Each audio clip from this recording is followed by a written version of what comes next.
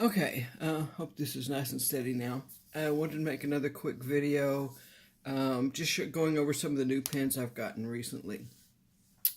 So I'm just going to talk about them real quick.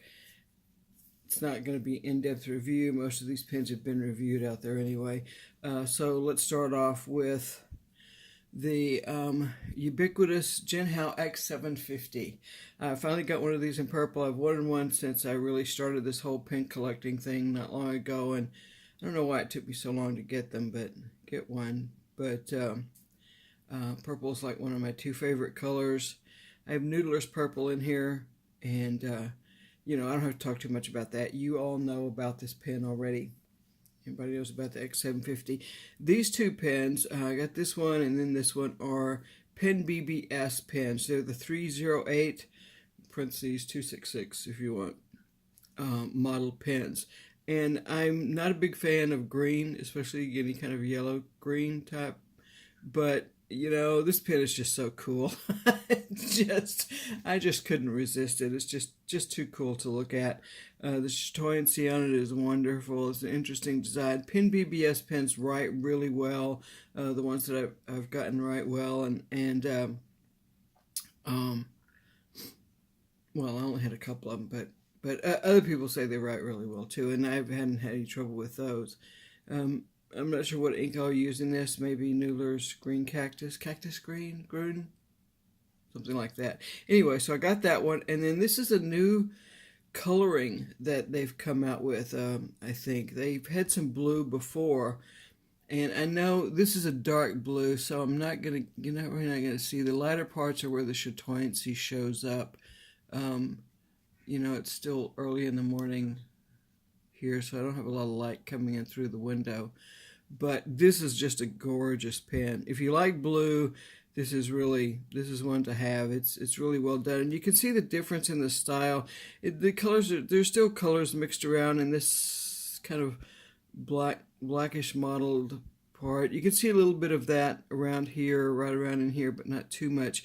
But you can see there's no like hard lines like there are in this one, outlining things. The transition between the light and the dark blues is much softer, and the blue is very much it's definitely blue, but it's leaning towards the purple. So anyway, I saw that one and I love blue too, so I just had to get that. I'm not sure right now I've got Diamond Sargasso Sea in there, but I'm probably going to put something else. It's a good match, but I like that ink in a different pen. So anyway, those are my two pen BBSs that I've gotten. The next one is this Lamy Safari, the petrol version, which is a really deep, dark blue-green. I mean, it's like blue-green with a lot of black mixed in. And it's the Safari, so it's this matte finish all the way down, which I like. I prefer this. I have an All-Star, but I like that. I just love this matte finish. I like the way it feels. I like the way it looks. I found this on eBay, and I actually got it at about half price. I think it was like $15. I wasn't really planning on getting it, but when I saw it for that price, I went ahead and got it. It's a funny thing, though, is that this pen, when I got this, it came with a fine point nib on it. It was the worst nib I've ever come across in a fountain pen. The cheapest cheap fountain pens I've ever bought had better nibs than that one. It was so scratchy, it just literally gouged out the paper. And I tried to smooth it out, and it was just going to take way too much work. So fortunately, I had gotten some Lamy medium point nibs because they fit on these.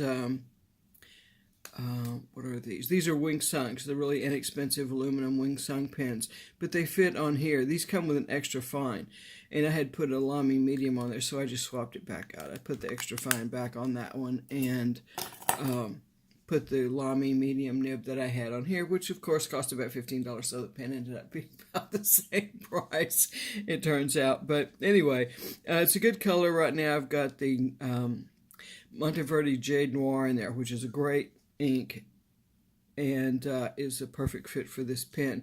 I was looking for dark green pens, so I also got this one. This is a Wing Sung pen. It's a 659. It's just a regular fountain pen. It's got the fine nib. It actually comes with an extra nib on it, which is an extra fine. I suppose I could swap them out and use the clear, but I'm just, I'm not sure. Right now I have, from an ink sample, I have Robert Oster Green at Night in here, which is very much like the Monteverde J Noir, but not a saturated color, I think. And it's fine. It writes fine. Wing Sung pens write really well. But the best find of all of these, oddly enough, were these three right here. Now, I came across these. I'd never seen them out there before.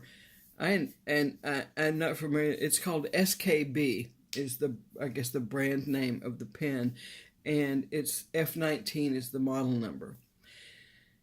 And I think I did a search. I mean, there's so many fountain pens. These are all eBay finds.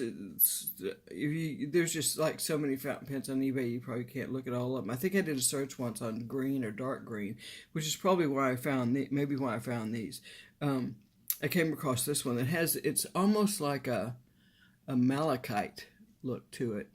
You can't see it too well. The cap up here shows. If you're familiar with malachite, which is like a gemstone, it looks very much like that. It's a very cool looking pen. And then they had they came in like 5 or 6 colors, and I got these. I also got the there's like a light green, pale green, and a pale blue, and you can see the difference. This one, the markings are very delineated, and these two, they run together and much softer. And so they were like cheap. They were like $2.75 each. Interesting design, on them with the black up here, this little bumpy part here. This one I have Monteverde Emerald Green in, which is perfect fit for this pen. It writes really well, and it does write really well. These nibs, I think I did a little smoothing on this one and one of the others, and one I didn't need anything at all.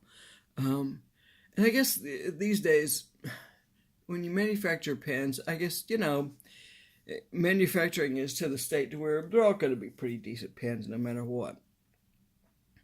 But anyway, this one, they write really well. SKB, I don't know what that stands for. I've never come across it before. It's an interesting design pen. It's not real fancy. I mean, it's got this little bump here and the black at the top, and that's about it. The one drawback to it, another thing is it's pretty smooth down here. There's not a lot of step down here, you can see, so you can hold it back here, and it's very much more comfortable, which is nice. I know this bottom part screws off here. Screws off here. One thing about it, though, is that this metal isn't just a band. It actually goes down in where the threads are. So, of course, that's metal on plastic. So when you go ahead and put the pen back together, you just want to make sure you just only turn it just to where it stops. Don't make it really tight. But these are probably, I mean, other than the Lamy Safari for $15, these were a great deal. They write really well.